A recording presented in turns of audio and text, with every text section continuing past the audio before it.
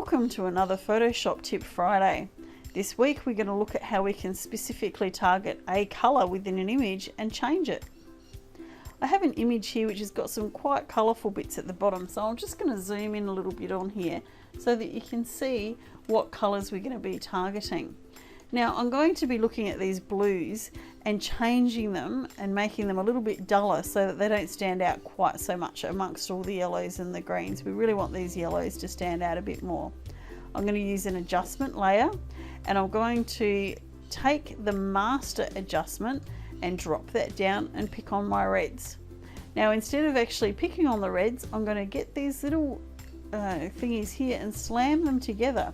Now wherever this sits is going to pick the colour up that we want. I'm going to drop my saturation so I can see when it picks up the colour, and I'm going to use the eyedropper to physically come in here and pick up the colour. Now if I want to add extra bits, I can come in with my Shift key and that will change it to a plus, so I can pick on some more blues in there. And you can see already just from the desaturation of that colour that is the blues that I'm looking for and I'm picking on.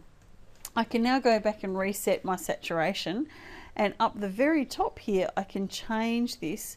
So instead of making it blue, I can make it green or yellow or any other colour that I wish to do. Now in this particular situation I think we might be best to go up into the yellows, because that way it's going to blend in a little bit better, but I also want to drop the saturation down so it's a little bit duller. It's going to blend in nicely and get rid of some of that blues. It'll also turn some of the blues a bit more of an aqua-y colour, as well as just being completely yellow.